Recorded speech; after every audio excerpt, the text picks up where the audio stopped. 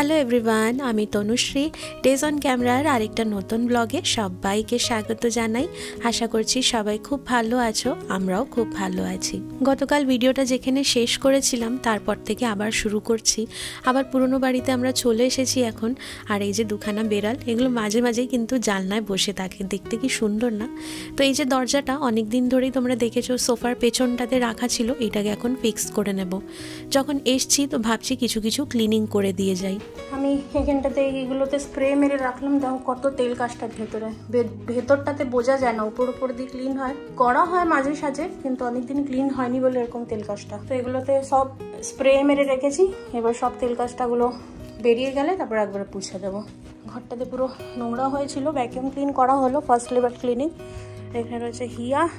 তো আমাদের কাজ হয়ে গেল, আর এখন বোধহয় কটা 5টার উপরেই হয়ে গেছে, টাইম 6টার কাছাকাছি। তো এবার আমরা বেরোচ্ছি, আর প্রচুর টায়ার্ড হয়ে গেছি সব ক্লিনিং করে। আর এখন আমার কটা গাছ ছিল যেগুলো ট্রাকেতে আসেনি ওই দিন ভ্যানেতে, তো ওই গাছগুলোকেও নিলাম। তো এই হলো আমার গাছপালার হালচাল, পুরো গাড়ির মধ্যে শুধু গাছ আর গাছ, আর তার সঙ্গে এই হলো আমার হিয়া সোনা। আর হিয়া বলছে এগুলোকে সরাও, কেন নিয়েছো? ওই দেখো ফ্লাওয়ার প্লান্ট, দেখতে দেখতে সুন্দর যাবে একটু ফ্লাওয়ার প্লান্ট গুলো। উডো লটকে দিয়েছি, বার্ডও আসতে পারে জানলা দিয়ে। Our hearts beat to the city streets. We began to feel the fire. We rise like চলে আসলাম home sweet home.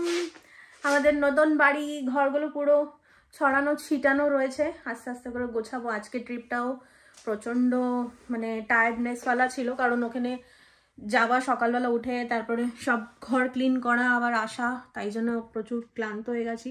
Back to back 2 দিন ট্রাভেল করে এতটা দূর, মানে যেতে অ্যারাউন্ড 1.25 ঘন্টার মতন, আর আসতেও অতটাই, অ্যারাউন্ড 4 ঘন্টা 4.5 ঘন্টার মতন জার্নি একদিনেতে। তো প্রচুর ক্লান্ত হয়ে গেছি। তো খাবারের ব্যবস্থাও দেখি কি করি না করি, জিনিসগুলো সব বার করি, সব ওইগুলো গার্ডেন প্লান্টগুলো রেখে দিই। চলো তোমাদের ওই সাইডটাতে আজকে দেখাই। এখানে শিব নিজের অফিস সেটআপ লাগিয়ে দিয়েছে। বড় বড় দুটো হ্যাং করানো দিয়েছে, তুমি কিছু জিনিস হ্যাংও করতে পারো। হ্যাঁ দেখেছি।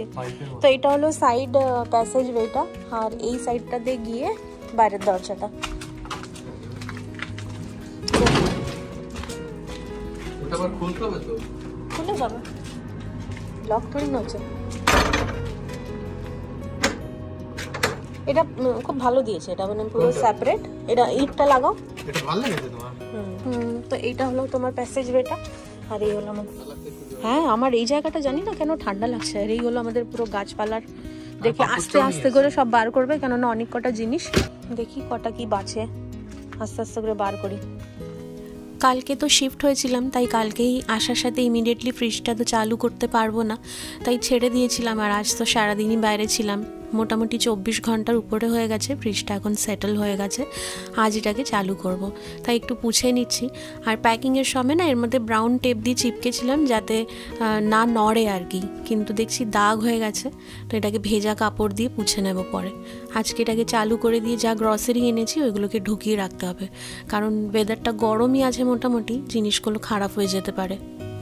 গুড মর্নিং এভরিওয়ান, আজ হলো নেক্সট ডে। জাস্ট এখনই ঘুম থেকে উঠলাম, এখন বাজে 7:30 মতন। ঘর ঠরগুলো গুছানো স্টার্ট করব আজকে থেকে একটু একটু। প্রচণ্ড টায়ার্ডনেস রয়েছে এই শিফটিংয়ের জন্য। আর শিবকে পাঠালাম বাজার, রান্না টান্না বসাবো। আর 2 দিন ধরে রাত্রাবেলা রোজই বাইরের খাবারই খাওয়া হচ্ছে, এই জন্য আর ভালো লাগছে না বাইরের খাবার খেয়ে। চোখ মুখের অবস্থা দেখেই বুঝতে পারছো কি হাল আমার। হিয়া ঘুমাচ্ছে এখনো ওঠেনি, আর শিবের অফিস আছে আজকে, তো অফিস যাবে বললো, কারণ এখানে এখনো ইন্টারনেট লাগেনি এই বাড়িটাতে। তো নেক্সট উইক লাগবে ইন্টারনেটটা, তাই জন্য ইন্টারনেট না থাকলে যদি মোবাইল ডেটা দিয়ে কানেক্ট হতে পারে, কিন্তু দেখলো যে হচ্ছে না সেরকমভাবে, তো বললো যে আমাকে যেতে হবে। তো এই লোকেশনেতে শিফট হবার সব থেকে মেন রিজন এটাই ছিল শিবের অফিস। এখান থেকে শিবের অফিসটা অনেকটাই ক্লোজ হয়ে গেছে, একদম কাছে। আর তাও অফিস টাইমেতে মোটামুটি 8 ঘন্টার উপরই লাগবে যেতে। একদম অফিসের কাজটা নিলাম না, তার কারণ ওই এরিয়াটা খুব একটা ভালো না থাকার জন্য। এমনি অফিস এরিয়ার জন্য ঠিক আছে। তো আমাদের হাউস ট্যুর খুব তাড়াতাড়ি দেবো, একবার সব গোছগাছ করে নিই, ভালোভাবে সেট করে নিই তারপরে। জিনিসগুলোর এই রুমটাতে ডাম্প করেছি, সব জামা কাপড় রিলেটেড। এগুলোকে গোছাবো, আস্তে আস্তে করে সব হবে, একবারে হবে না। ঘড়ির কাঁটা সকাল 11টার ঘরে আমি স্নানটা সেরে চলে আসলাম। এতটাই ক্লান্ত লাগছে, এই স্নানটা সারলাম, একটুখানি এখন ফ্রেশ লাগছে, বেশ ভালো লাগছে। আর এই নতুন জায়গাতে আসার পরে না, জায়গাটা দেখছি বেশ একটু হালকা ঠান্ডা ঠান্ডা ভাব, যেহেতু চারিপাশে এত বড় বড় গাছ আছে। আর তার সাথে আমাদের বাড়ির একটু দূরেই একটা বিশাল বড় পার্ক আছে। সেই পার্কে আছে অনেক অনেক গাছ জঙ্গল, তো সেটারই একটা ঠান্ডা ভাব বোধহয় এই জায়গাতেও আছে। সেজন্যই হয়তো একটু হালকা ঠান্ডা ঠান্ডা ফিল করতে পারছি।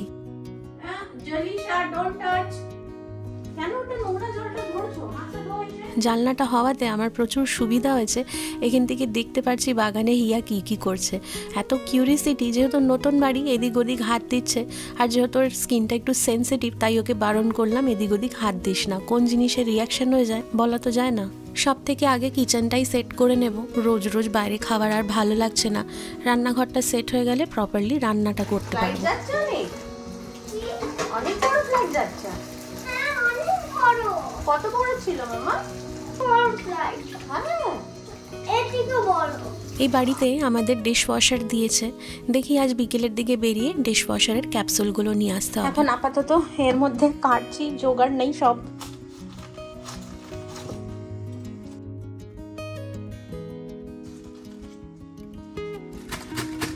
মামা কোথায় বেটু?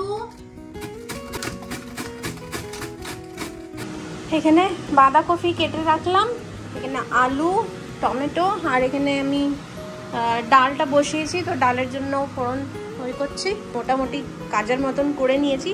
আস্তে আস্তে করে সব ব্যাগগুলো খালি করে গোছগাছ করব। এই সব জায়গায় রাখা রয়েছে। আর এখানে সব জিনিস রয়েছে। এই রুমটাও দেখো পুরো ঠাসা ভরা। তো এগুলো সব আমার করতে এখন মোটামুটি লাগছে তো 10 থেকে 15 দিন তো আরামসে লাগবে। আর এখানে হিয়াকে দেখো, হিয়া কিছু একটা করছে। মামা কি করছে বাবা? আর এখান থেকে মাঝে মাঝেই দেখো কত বড় বড় ফ্লাইট যায়। হিয়া বানাচ্ছে কিছু একটা, আর আমার গাছগুলোকে এরকম ভাবে রেখেছি। আর এই বাগানটা অনেকটাই বড়, মানে তোমাদেরকে ভালোভাবে পুরোটা ঘুরিয়ে দেখাবো, এখন জাস্ট এমনি দেখে তোমরা হয়তো বুঝতে পারবে না, অনেকটাই বড়। আর সব গাছগুলো ওই বাগানেতে মনে হতো যে সব গ্যাঞ্জাম হয়ে রয়েছে, শিব বলতো যে এত গাছ লাগিয়ে দিয়েছো। আর এখানে লাগানোর পরে মনে হচ্ছে যে গাছ খুবই কম, কারণ বাগানটাই এতটা বড়। তো এই সব যে গাছগুলো নিয়ে এসেছিলাম, লাউ গাছ, এই গাছ, ওই গাছ, সব এগুলোকে লাগাবো আজকেই ভাবছি, যদি বৃষ্টি না পড়ে। রান্নাটা সেরে নিই, খাওয়া দাওয়াটা সেরে নিই, তারপরে দুপুর দিকে করবো। পুরনো বাড়িতে অনেক কটা জিনিসই ডিসকার্ড করে দিয়ে এসেছি, যেগুলো অনেক দিন ধরেই ইউজ করছিলাম। তাই কটা জিনিস নেব বলে আইকিয়া যাচ্ছি। পৌঁছে গেছি আমরা আইকিয়াটা আমার ভীষণ ভালো লাগে, কিনি না কিনি কিন্তু ঘুরতেই ভীষণ ভালো লাগে। একই ছাদের নিচে এত কিছু জিনিস পাওয়া যায়, আর ঘর সাজানোর জিনিস তো আমার এমনিতেই ভালো লাগে।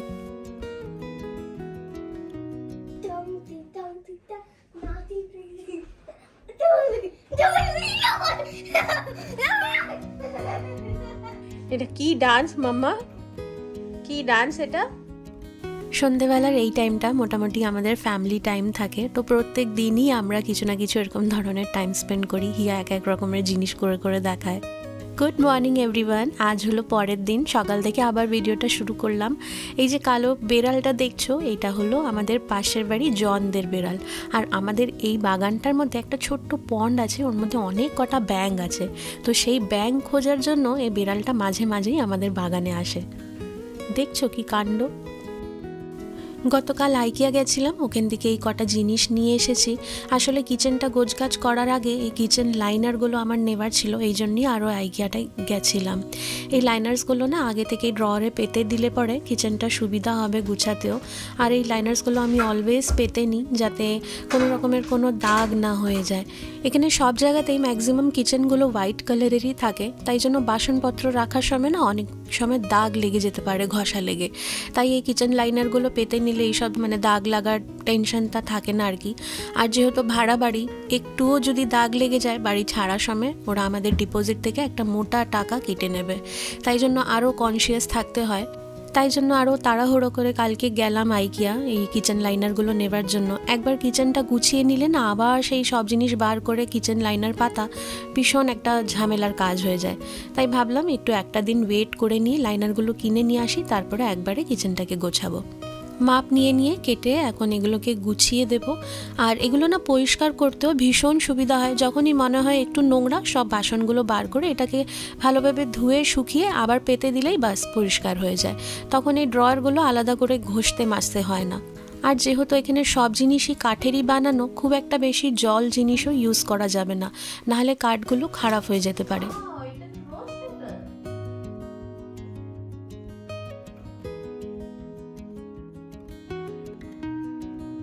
বেলাও বেশ ভালোই হয়েছে। এবারে আমি লাঞ্চটা প্রিপেয়ার করে নেব, তারপরে বাদ বাকি কাজগুলো খেয়ে নিয়ে তারপরে সারবো।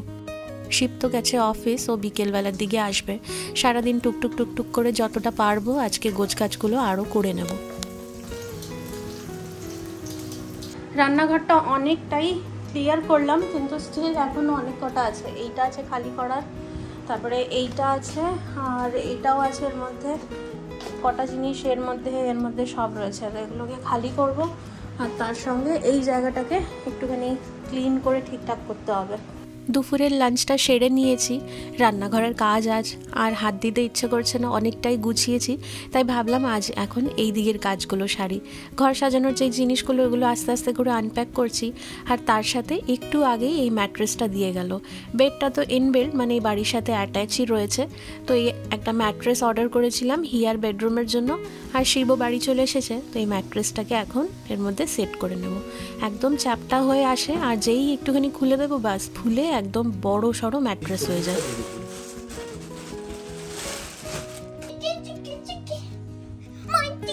এখানটা রাখো এগুলো বাবু, না এমনি করে এই গ্যাপটাতে রাখতে হবে না তো। সিঙ্গেল বেডের একটাও ফিটেড শিট নেই। কাল যে আইকিয়া গেছিলাম একদমই মনে ছিল না যে একটা ফিটেড শিট নিয়ে আসবো। যাই হোক, পরের বার গেলে আবার নিয়ে আসবো। হিয়ার এই বেডরুমটাকে সুন্দর করে সাজাবো ভেবেছি একটু একটু করে।